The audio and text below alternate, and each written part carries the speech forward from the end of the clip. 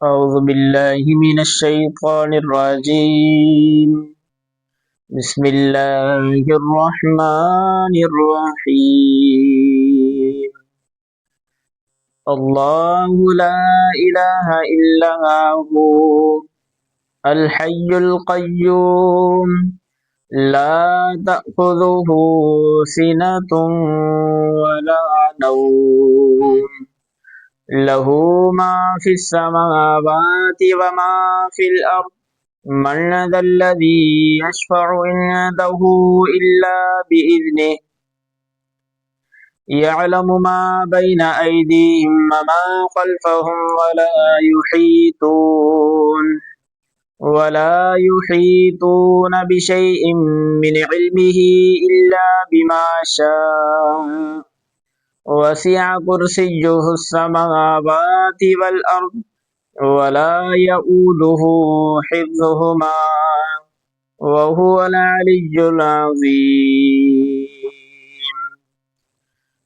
ترجمہ: اللہ ہے جس کے سوا کوئی معبود نہیں، وہ آپ زندہ اور اوروں کا قائم رکھنے والا، اور اسے نہ اونگ آئے نہ نیند۔ اسی کا ہے جو کچھ آسمانوں میں ہے اور جو کچھ زمین میں۔ وہ کون ہے جو اس کے یہاں سفارش کرے بے اس کے حکم کے؟ جانتا ہے جو کچھ ان کے آگے ہے اور جو کچھ ان کے پیچھے، اور وہ نہیں پاتے اس کے علم میں سے مگر جتنا وہ چاہے۔ اس کی کرسی میں سمائے ہوئے ہیں آسمان اور زمین، اور اسے بھاری نہیں ان کی نگہبانی، اور وہی ہے بلند بڑائی والا۔ اس کی تفسیر سنتے ہیں۔ اس آیت میں اللہ تعالیٰ کی الوہیت اور اس کی توحید کا بیان ہے، اور اس آیت کا خلاصہ یہ ہے کہ اللہ تعالیٰ واجب الوجود اور عالم کو ایجاد کرنے اور تدبیر فرمانے والا ہے۔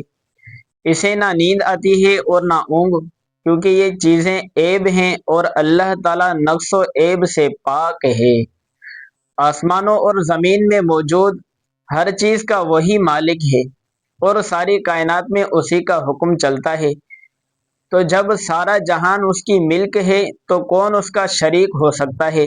مشرکین یا تو ستاروں اور سورج کو پوجتے ہیں جو آسمانوں میں ہیں، یا دریاؤں، پہاڑوں، پتھروں، درختوں، جانوروں، آگ وغیرہ کی پوجا کرتے ہیں جو زمین میں ہیں۔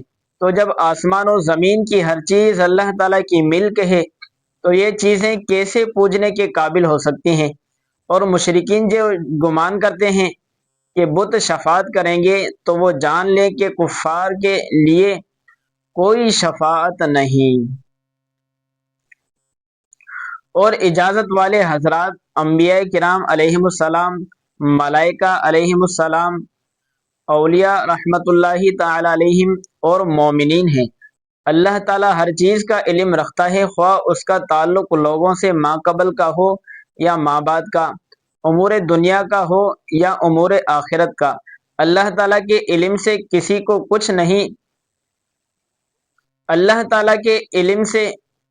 کچھ نہیں مل سکتا جب تک وہ نہ چاہے اور وہ نہ عطا فرمائے۔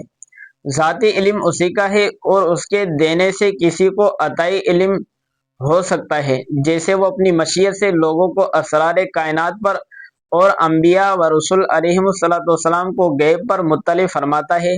اللہ تعالیٰ کی عظمت بے نہایت ہے۔ آیت الکرسی کے چند فضائل سماعت کیجیے۔ اس آیت کو آیت الکرسی کہتے ہیں۔ احادیث میں اس کی بہت بڑی فضیلتیں بیان کی گئی ہیں۔ ان میں سے 4 فضیلتیں سماعت کیجیے۔ نمبر 1، آیت الکرسی قرآن مجید کی سب سے عظیم آیت ہے۔ پیارے اور محترم اسلامی بھائیو، سنا آپ نے کہ آیت الکرسی قرآن مجید کی سب سے عظیم آیت ہے۔ نمبر 2، جو سوتے وقت آیت الکرسی پڑھے تو صبح تک اللہ تعالیٰ اس کی حفاظت فرمائے گا اور شیطان اس کے قریب نہ آ سکے گا۔